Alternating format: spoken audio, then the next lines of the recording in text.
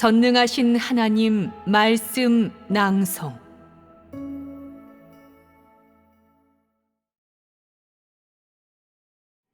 실행 6. 지금 많은 이들을 보면 베드로는커녕 바울보다도 이성적이지 못하다.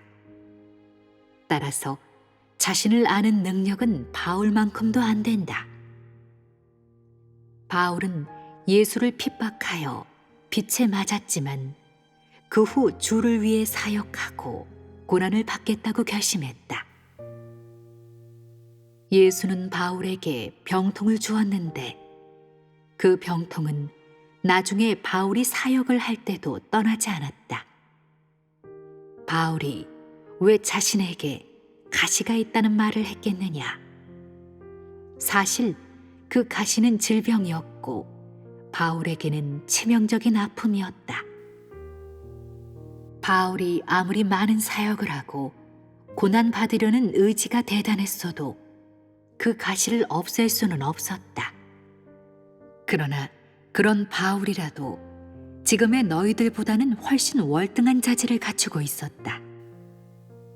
그는 스스로를 정확히 알고 있었으며 너희보다 이성적이었다.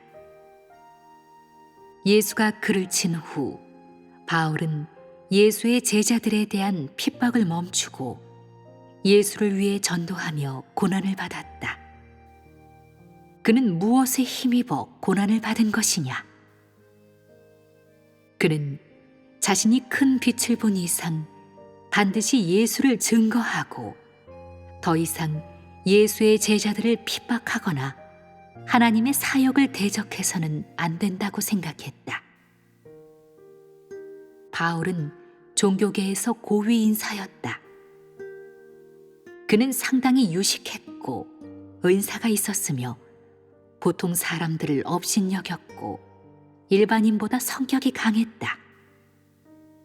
그러나 그는 큰 빛을 본 후 하나님을 위해 고통받고 헌신하겠다고 결심하고 예수를 위해 사역했다. 이것이 그의 이성적인 면이다.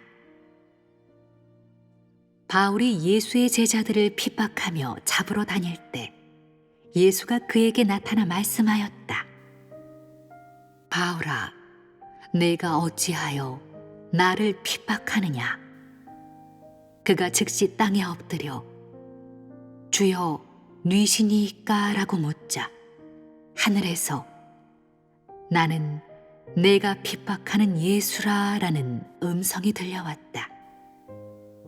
바울은 그때 정신을 차렸고 그제야 예수가 바로 그리스도이자 하나님임을 깨달았다. 또한 나는 순종해야 해. 내가 그분을 그렇게 핍박했어도 그분은 나를 죽이거나 저주하지 않으셨어. 게다가 하나님이 나를 선대하셨으니 나는 그분을 위해 고난받아야 마땅히 해 라고 생각했다.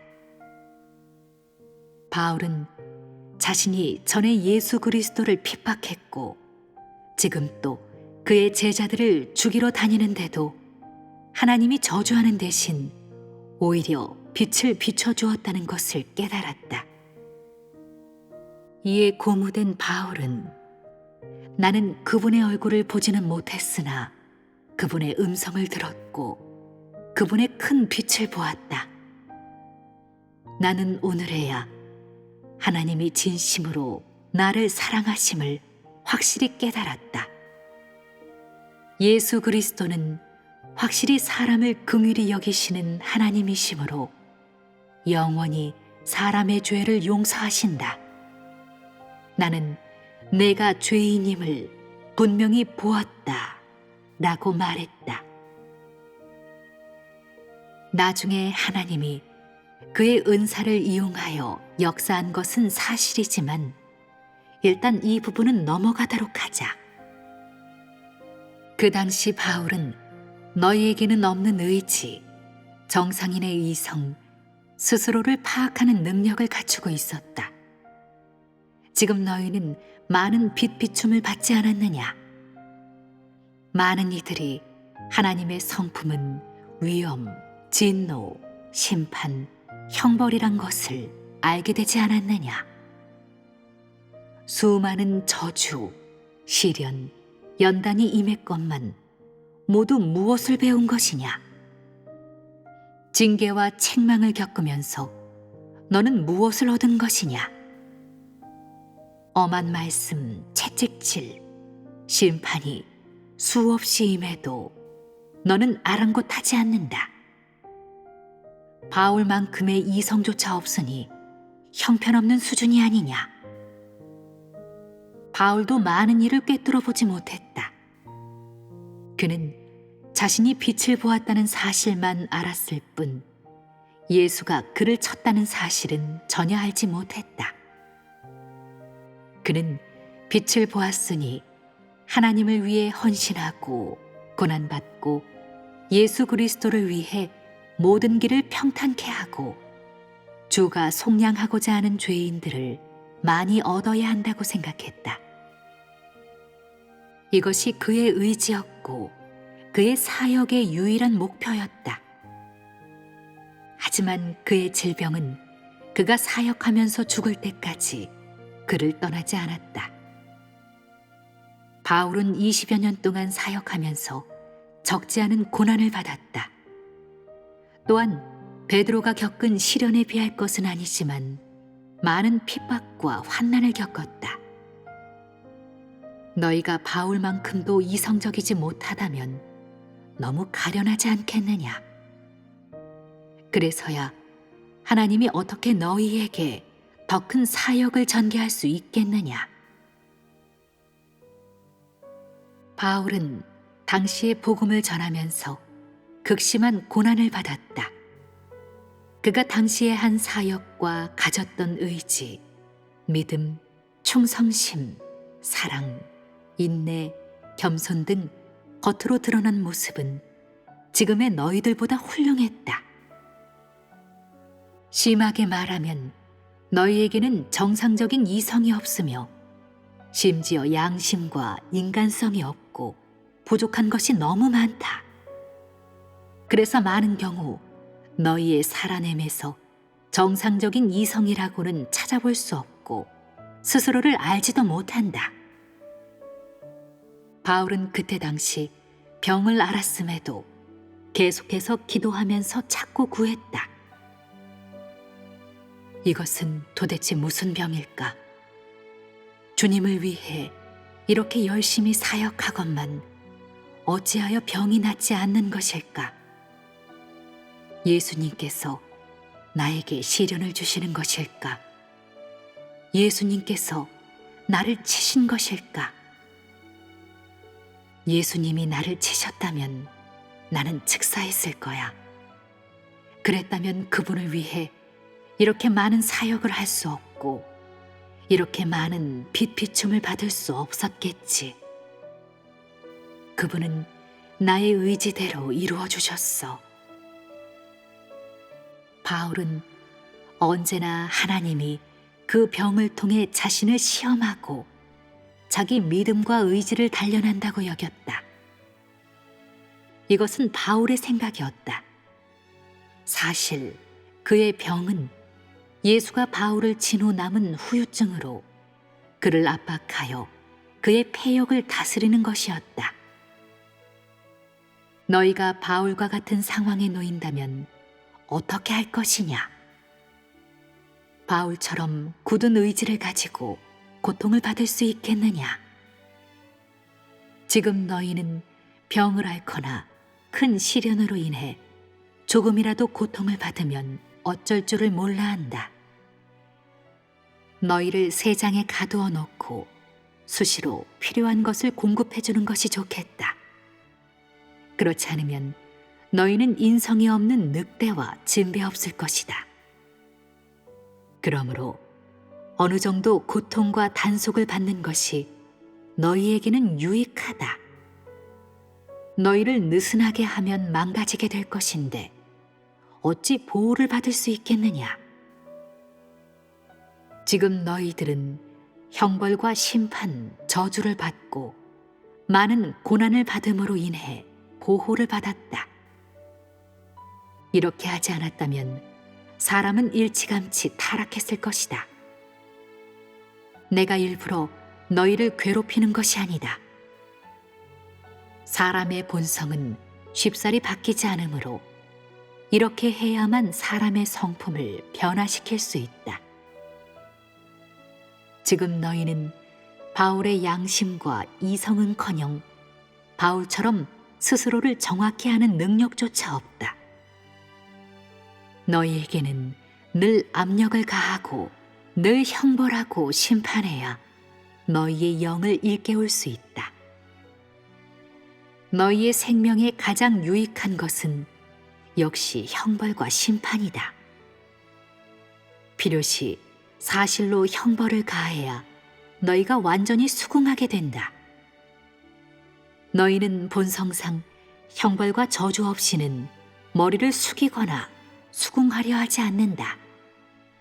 눈에 보이는 사실 없이는 효과를 거둘 수 없다.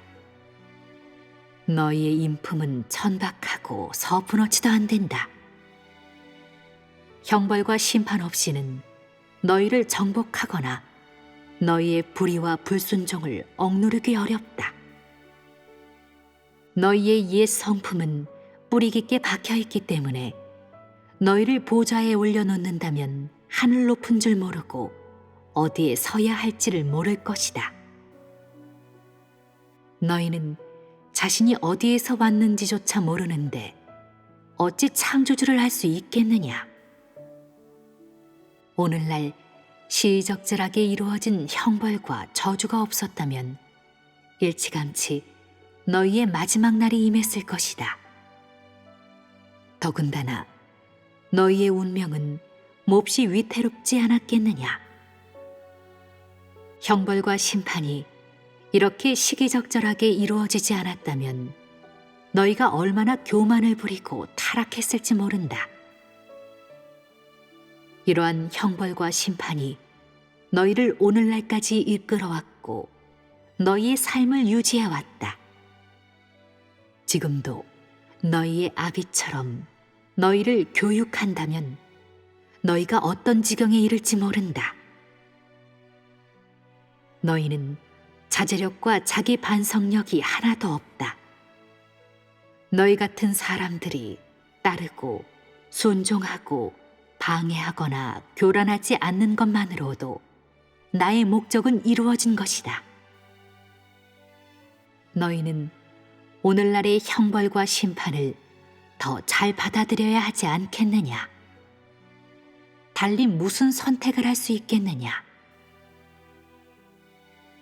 당시의 바울은 예수의 말씀과 사역을 보고도 그를 믿지 않았다. 나중에 그는 예수가 십자가에 못 박히고 부활한 그 사실을 알고 있었지만 계속 핍박하고 반대했다. 이것은 고의로 저지른 행동이었기에 하나님이 그를 친 것이다. 처음에 그는 유대인 중에 예수라는 왕이 나타났다는 얘기를 들었음에도 성전에서 설교를 하고 이곳저곳에서 전도를 하며 예수에게 맞섰다. 그는 크게 거들먹거리며 누구에게도 굽히지 않았다. 이는 당시의 사역에 크나큰 걸림돌이 되었다. 예수가 사역을 할 때 바울은 직접적으로 사람들을 핍박하거나 잡아들이는 대신 설교와 강론으로 무너뜨리는 일을 했다. 나중에 예수 그리스도가 십자가에 못 박힌 후 바울은 곳곳을 돌아다니며 예수의 제자들을 잡아들이고 대대적으로 핍박하기 시작했다. 그러다가 빛을 본 후에야 깨닫고 몹시 후회했다. 예수가 바울을 친 후 그의 병은 그를 떠나지 않았다. 자리에서 일어나지 못할 정도로 심하게 아플 때 그는 이게 웬일일까? 정말 하나님이 치신 걸까라고 생각했는데 그러다가 저도 모르게 병이 나았다. 나으면 또 사역을 하곤 하였다. 그는 줄곧 그 병에서 벗어나지 못했고 이로 말미암아 사역을 적지 않게 행했다. 바울의 방자함과 교만함 때문에 예수가 그에게 이 같은 병을 주었다고 할 수 있다.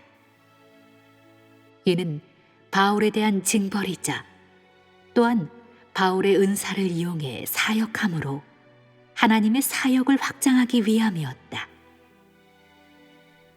솔직히 말하면 하나님은 바울을 이용하려고 했을 뿐 그를 구원할 생각은 없었다. 그러나 바울의 성품이 너무도 교만하고 방종했기에 그에게 가시를 더한 것이다. 바울이 마지막에 사역을 모두 마쳤을 때 질병은 더 이상 그에게 그렇게 고통스러운 것이 아니었다. 그래서 사역이 끝나갈 무렵 바울은 내가 선한 싸움을 싸우고 나의 달려갈 길을 마치고 믿음을 지켰으니 이제 후로는 나를 위하여 의의 면류관이 예비되었으므로 라는 말을 했던 것이다. 이는 그가 하나님의 역사를 알지 못했기 때문에 한 말이다. 너희 가운데 바울과 같은 사람이 수두룩하다. 그러나 너희가 정말로 길 끝까지 따르고자 한다면 너희를 푸대접하지는 않을 것이다.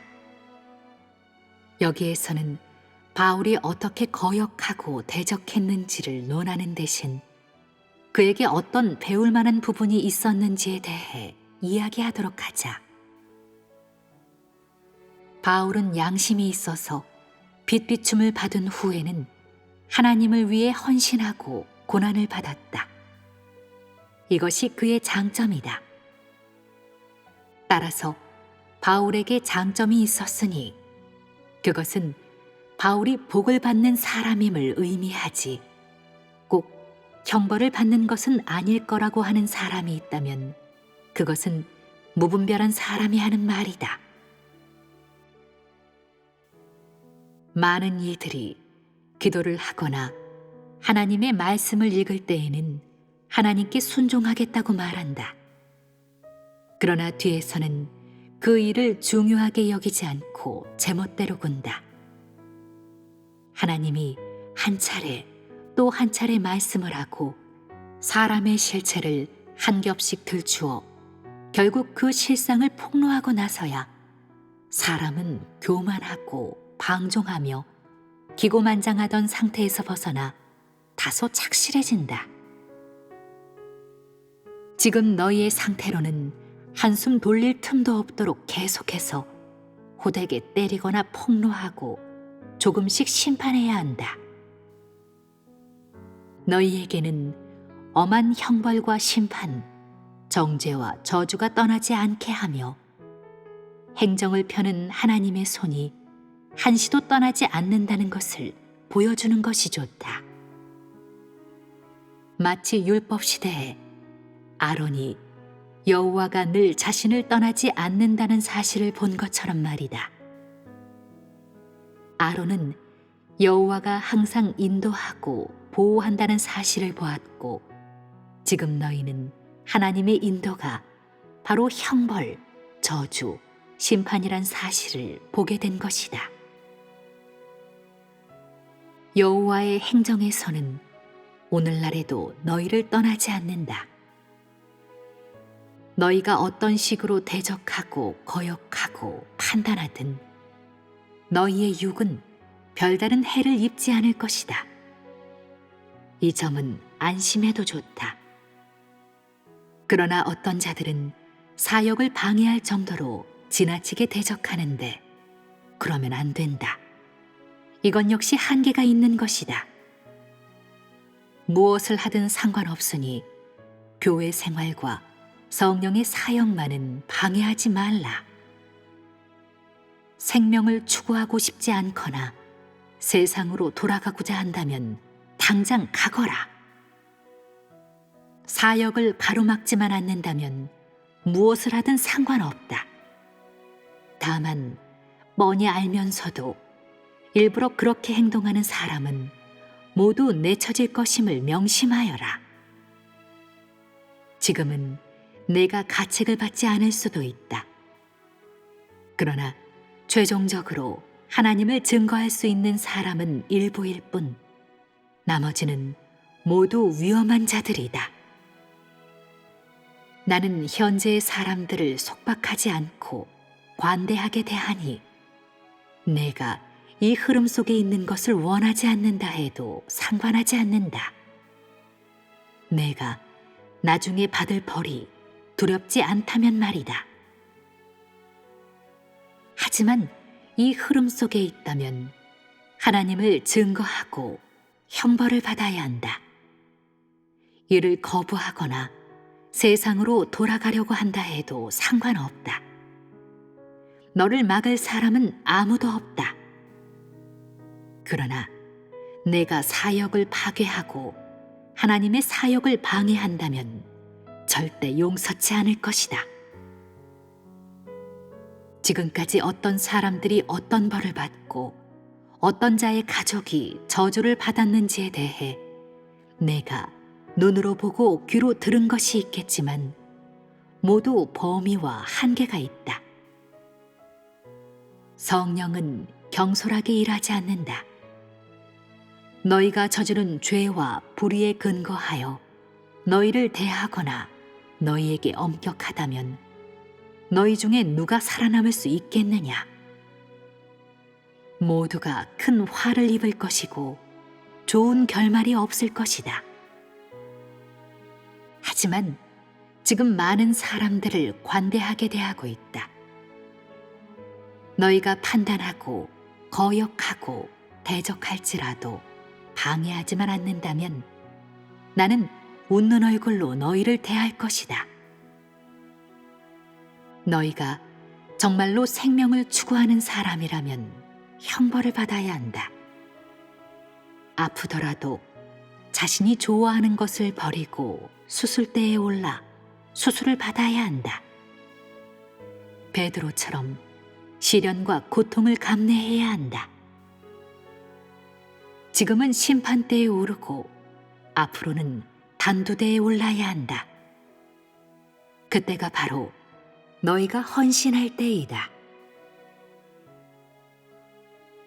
말세의 마지막 단계 사역에서 너는 하나님이 내 유혹을 멸하지 않는다고 생각할 수도 있다.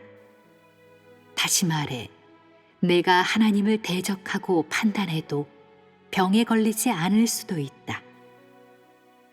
그러나 엄한 말씀이 임하여 너의 폐역, 대적, 추악한 면모를 들추어내면 너는 숨지 못하고 어쩔 줄 몰라 허둥댈 것이다.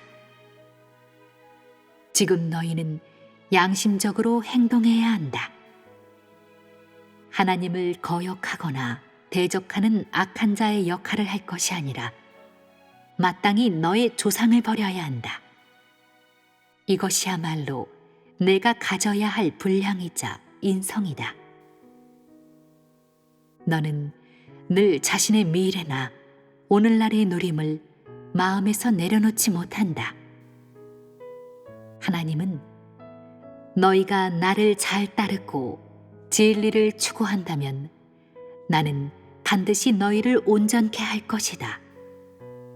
너희가 온전케 되면 아름다운 종착지에 이를 것이다. 너희를 내 나라로 인도하여 나와 함께 복을 누리게 할 것이다 라고 말씀했다. 너희에게 아름다운 종착지를 줄지라도 마지막까지 너희에 대한 요구는 낮출 수 없다. 한 가지 조건이 더 있다. 그것은 너희가 정복되든 온전케 되든 지금은 형벌과 고통을 받고 채찍질과 징계를 받아야 하며 나의 말을 따르고 나의 도를 행하고 하나님의 뜻대로 행해야 한다는 것이다. 이는 너희가 마땅히 해야 할 것이다. 내가 어떤 식으로 추구하든 이 도에 대해 제대로 알아야 한다. 내가 이 말씀에 대해 참된 깨달음이 있다면 계속 따라도 좋다. 반대로 여기에 미래나 희망이 없다고 생각되면 떠나도 좋다.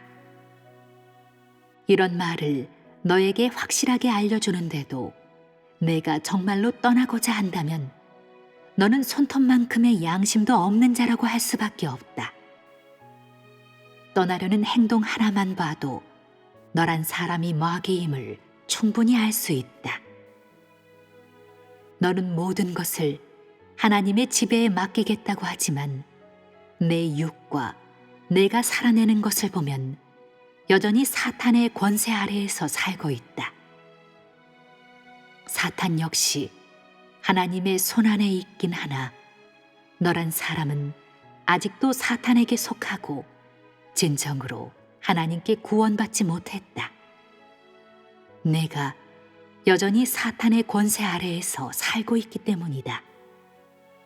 구원받기 위해 어떻게 추구할지는 내 선택에 달렸으며 너는 자신이 가야 할 길을 선택해야 한다. 내가 나중에 저는 양심껏 하나님 사랑에 보답하고 인간성 있게 사는 것 외에 더 잘할 수 있는 게 없습니다. 이것보다 더 높은 차원의 것은 잘 모르겠습니다. 그렇게 할 수 있는 수준도 안 되고요. 하나님의 사역 이상에 대한 것이나 사역의 의의에 대해서도 아는 게 없으니 오직 하나님 사랑에 보답하면서 최선을 다해 하나님께서 명하시는 대로 하는 것밖에 없습니다. 바로 피조물의 본분을 잘하는 것이죠 라고 말할 수 있는 정도에 이른다면 내가 위로를 받을 것이다. 이것이 바로 내가 할 수 있는 최고의 간증이다. 이는 내가 일부 사람들에게 요구하는 가장 높은 기준, 즉 피조물의 본분을 이행하는 것이다. 너에게 많은 것을 바라지 않으니 할 수 있는 만큼 하면 된다. 최선을 다하는 것이 곧 간증하는 것이다.